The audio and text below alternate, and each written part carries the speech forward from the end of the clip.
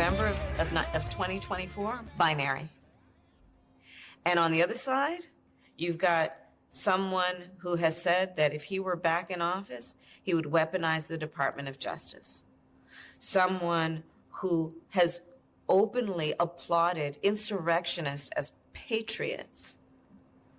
Someone who has said that they will go after their political enemies and applauds dictators, indicating that he would be one.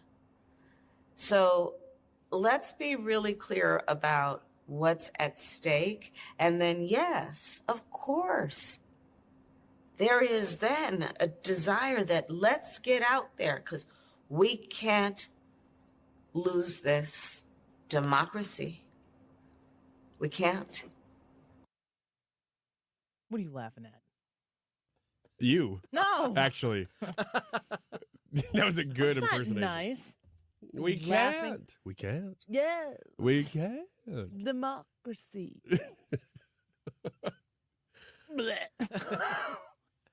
I will agree with her on one thing. I cannot vote for somebody who uses the power of the government to persecute their opponents. Don't scoop me. I took some notes. Oh, did you? But I will read them for the class and ask for class participation. Thank you. Weaponizing the Department of Justice. Can't vote for somebody who does that. Number one. I can't. That in was good conscience. So Kamala nailed it. Right. Nailed it. Hold on. I got to take a pitch. Take a breather. Number 2. Refers to insurrectionists as patriots. What is the definition of an insurrectionist? What is the agreed upon? Who are agreed upon insurrectionists? Because there is no agreed upon person. The way the Democrats define insurrectionists, this goes back to a conversation we had earlier in the week. What is MAGA? They want since we're talking about Kamala Harris, Venn diagram of insurrectionists and MAGA to not be a Venn diagram, but a single circle. Mm-hmm. That is the goal, because then anybody who supports Trump is also an insurrectionist. That is a politically purposeful, driven point that you hear consistently from anybody who rips and reads the talking points from the left. I mean, I don't know, though, because I go back to thinking about, people in Seattle surrounding federal buildings and throwing firebombs at it and shooting police officers with those high-powered slingshots and burning down police stations and all that other stuff. And then I think about the senator from California that set up a bail fund to get those people out of jail because they were doing the right thing and they were being patriotic and defending what happened to George Floyd. The definition of insurrection is a violent uprising against an authority or government. I don't know. I don't know, but I have questions. If you have a man who's running for office and you pay for disinformation that you launder through bureaucracies of those who are not elected but part of the consistent government to perpetrate those paid for false allegations to smear a candidate who has a right to run for the presidency, and you get multiple different federal agencies and bureaucracies involved in participating in an active lie, using the lie to get access to listen in and use the powers of the federal government to spy upon said candidate. Wouldn't that be a violent uprising against an authority or a government, and the authority in this country being the American people? Ooh, that's a good one. What about if you were to fight against the enforcement of law? Like if you made law enforcement your enemy and then you decided to take them on at every turn and every possible way, and then not just in the bureaucracy, but in the streets, like to burn police precincts down and things like that. would that be considered insurrection going I against? wouldn't want to support people who support that. I wouldn't. Kamala Harris is correct on Yeah. that one. Somebody who would go after their political enemies. That's outrageous. We should not support those people. No. Mm-mm. No. If you did that, that would be so un-American. We haven't really Tyrannical. seen that. Yeah, it would be. Like, you should stop those people in their tracks. That is what dictators do. And we don't want to have a dictator fascist in the White House. Well, that's a segue that I will lean into.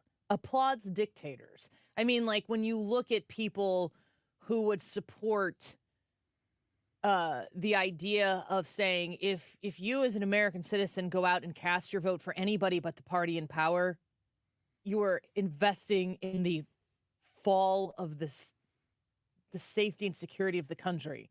Or take it a different direction. Applauds dictators.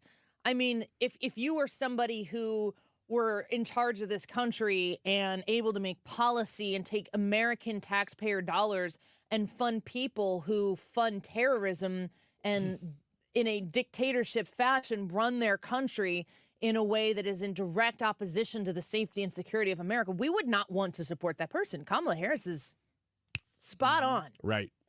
And then, we wouldn't want the like real life other dictator fascist governments then funneling money to those people. Like, we would not, if I ever saw a dictator or the administration of a dictator funneling money to one of my leaders, I would not vote for them.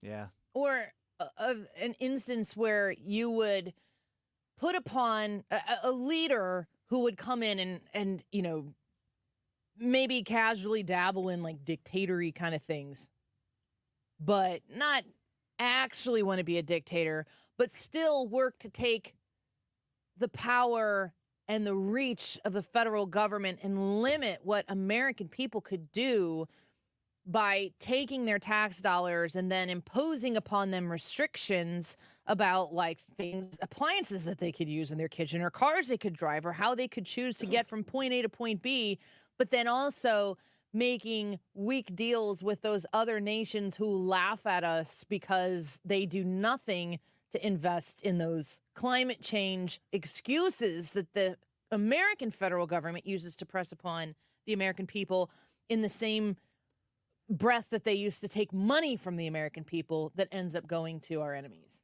I agree. And if those dictator regimes, for whatever reason, felt emboldened during your administration, if they felt so bold that they thought, you know what, I'm going to actually flex my muscles and invade other nations, other democratic nations, that to me would look like you were almost enabling dictators to push their power further.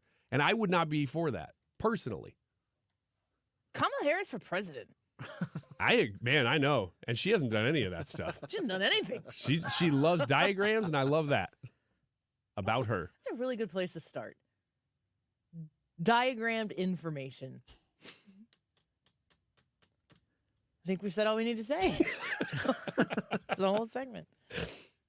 There's one separate point from that when I heard that clip this morning, I kept thinking, what is it about a second term from Trump that they say, he's going to be a dictator? What is it that means? I would love to ask somebody who goes, I'm afraid of him becoming a dictator. They should ask him. That's what I said earlier. Exactly. What does it mean that you would be a dictator? Or that even somebody who would support that? What does that look like? Because you can't just say dictator and then give no examples. I think we were just giving pretty good examples of what that might look like. Yeah. But what in a second term for Trump would a dictatorship look like? Because I'm just curious. They used the word enough. I would like to know. Well, it's ironic because Kamala Harris answered that very question. We all watched the television coverage of just yesterday. That's on top of everything else that we know and don't know yet, based on what we've just been able to see. And because we've seen it or not doesn't mean it hasn't happened. It's clear. But just limited to what we have seen.